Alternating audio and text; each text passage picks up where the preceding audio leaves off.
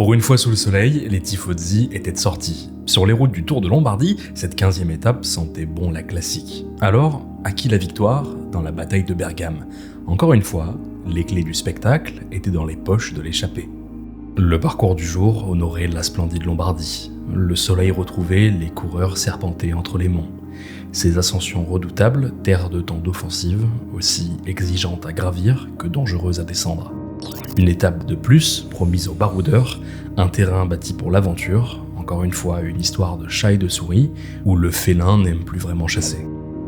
Il n'aura pas fallu attendre longtemps pour voir le peloton lâcher du lest. Une vraie bonne nouvelle pour Bruno Armirail, qui n'aura pas à batailler toute la journée pour espérer se reposer en rose. La Groupama FDJ en maîtrise du nouveau statut, c'était l'occasion pour les échappés de croire en la promesse d'une victoire de prestige. Sur ces routes lombardes, aimer grimper n'est pas un luxe, mais bel et bien un prérequis pour espérer rejoindre Bergame en vainqueur.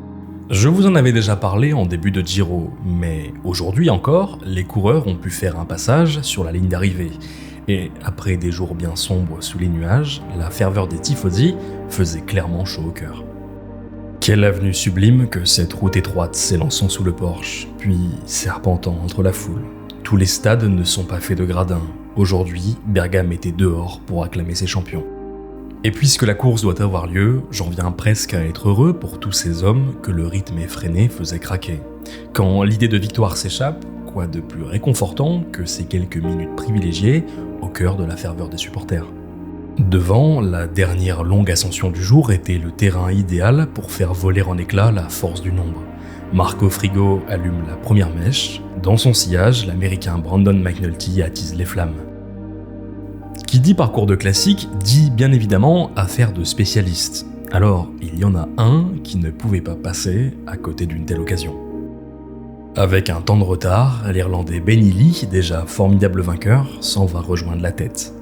Les trois hommes feront un bout de chemin ensemble, avant que McNulty n'en décide autrement.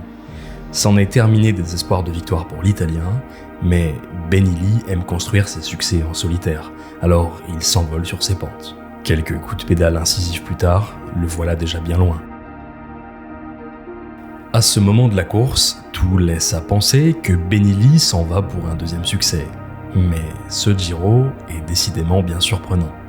Illy se retourne une fois, le langage du cycliste ne trompe pas, le regard en arrière en dit plus long que le plus précis des chronomètres. McNulty n'abandonne pas, se battant mètre après mètre pour priver l'Irlandais d'un doublé. À la faveur d'une pente plus favorable à ses qualités de rouleur, il grignote peu à peu l'écart qui le sépare d'un rêve de victoire. Lui, annoncé si mauvais descendeur, recolle à l'avant. Ils sont deux à prendre part au ballet des virages menant à la gloire. L'histoire de cette course aurait pu s'arrêter là, se résumer en un duel final. Sauf qu'aujourd'hui, le suspense était plus que jamais de la partie. Si l'abnégation avait un visage, aujourd'hui, elle aurait assurément le sien. Marco Frigo bascule à portée.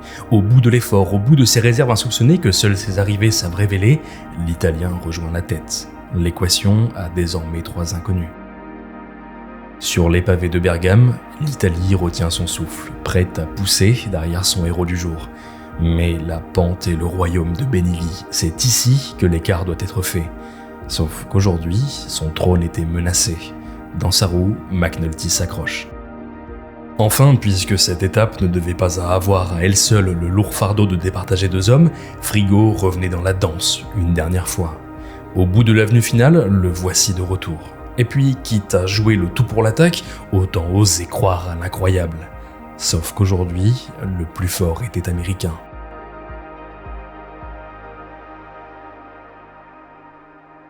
Cette 15e étape était le théâtre d'une sublime bataille.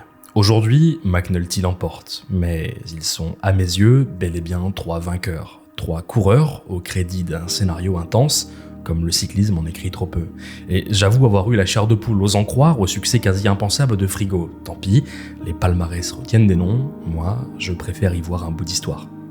Autre histoire assez rare pour être soulignée, celle qui comptera l'attaque de João Almeida. Le Portugais essayera sur les pentes de Bergame.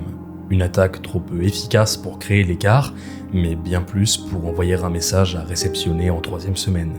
Le Portugais est prêt à mener bataille pour le rose. Mais pour le moment, Armirail en reste le gardien. une journée de repos bien méritée et son lot de sollicitations en guise de félicitations.